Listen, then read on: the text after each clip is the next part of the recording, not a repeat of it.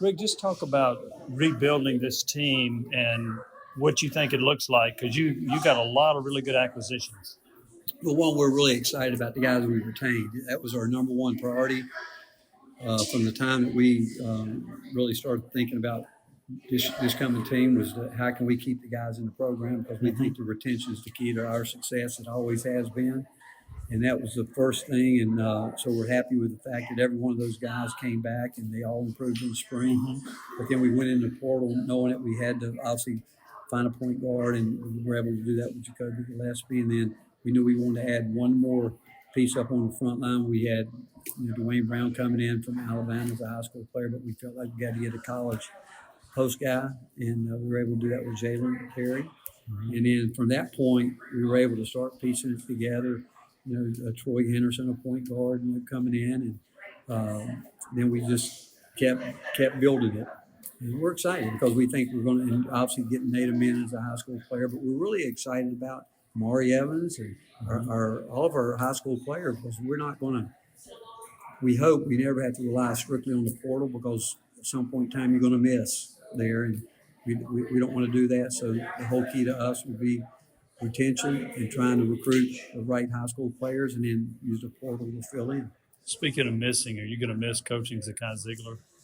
Yeah, if in fact you don't coach him. Yeah, you get a guy like that.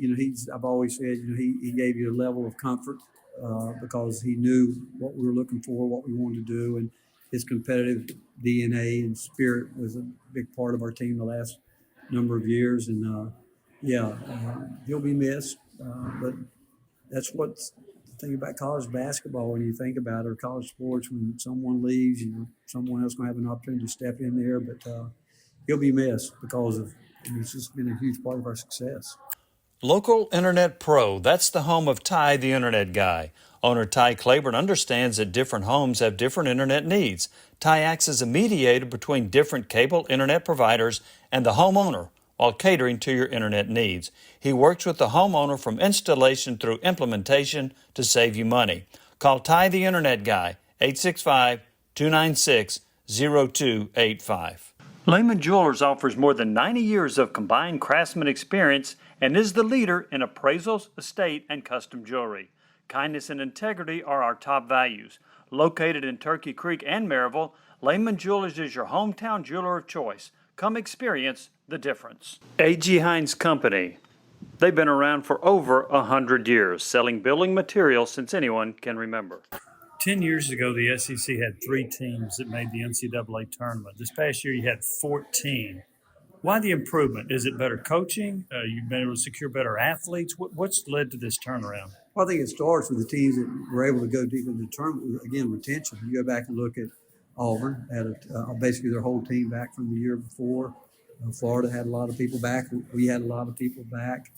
A lot of retention, those older guys. And we're going to be down a little bit there this year from that point of view. But I think that's where it started. We had a lot of good teams coming back, and then some teams obviously were able to, what Coach Cal was able to go to do at Arkansas, put together a team real quick. And even though they got off to a slow start, they finished strong. And you throw in what happened, Mark Pope and what he did at Kentucky. But the teams you think about Florida and Auburn, 2 teams that got to the Final Four, and us getting to the Elite 8, we had a number of guys coming back. You mentioned what happened in Arkansas, and you mentioned in Kentucky. Both of them just completely rebuilt their roster. But I wonder, from your perspective, when you're bringing in transfers, how much better it is to have some veteran players on the team to help kind of show the way. No, we want that as much as we can. Like, we're starting back right now, and we expect our veterans to lead the way for these young guys. And we don't want to have, if we can help it, I say we don't want to, but sometimes you might be forced into it. But we want those older guys in the program we want our program to be player-led, the leadership coming from the players, and them setting the tone for how we're going to do things. The camaraderie at Tennessee with coaches and athletes supporting each other. Had you ever been around a situation like that? I don't know if it was like that at Texas or other styles, but had you seen where football supports basketball, basketball supports softball, et cetera? We had some golden run there at Texas, when Mac Brown and Augie Garrido and men and women's basketball had it going on, and even golf. There's a lot of good things going on, but I've never seen something get turned around as quickly as I have witnessed what happened at Tennessee. And I do really believe it with all my heart. It started at the top. I think Randy Boyd coming on board and then Donde Plowman, those two, just the leadership that they set. And then, I mean, I think the greatest hire that's been made there in the past couple of years has been Danny White, because he came in with a whole different, I mean, he is the right guy at the right time for what's going on in college athletics with his insight, with his imagination, all that, and the staff he's putting around him. I mean, he's really it's the right time. And then obviously, he's talking about we want to be in everything school with every sport, and they've done their job in terms of trying to give us all everything that we need to move ahead. We have an exceptional group of attorneys that work here. We're all trying to be better attorneys, be better advocates for our clients, be better people. It makes me proud to be part of the team when I see how much the attorneys care about their clients. It's truly one vision. I feel like every single person who works here has that same vision, and that's to treat all of our clients like family. We've developed such a tight-knit team. Everyone is unified in being selfless in their representation. The Garza Law Firm. Let us help. One of the coaches asked this, and I want to ask you, the basketball coach, who said there are some programs out there that maybe aren't so good at football, so they may invest more money into their basketball program. Do you see that perhaps happening at some schools out there? Well, I think what that really the question is when you're talking about not just the SEC. People like thinking about, you look at some other leagues where some schools will say, well, we're generating more than, we all know that football generates the most money.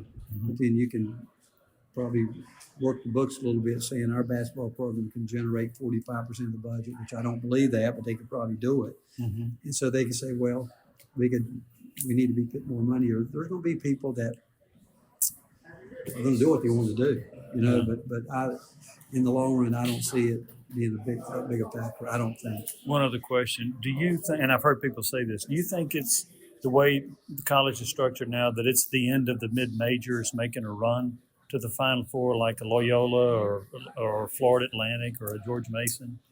Well, the difference is, again, is retention. They're not being able to, because their best players are moving up. Right. And they're having to go back and start over again, where we've been doing that, where guys were leaving to go to the NBA early or something like that, or transferring, whatever it may be. But now you've got, but we still will see some teams that will do well, and matchups are always key in that tournament. But I do think it's really hard. And I think you saw this year a number of mid-major coaches deciding to go back, to the higher levels of associate coaches or whatever, because it's really hard to keep putting teams together every year, with especially what's going on in the climate right now. Perfect.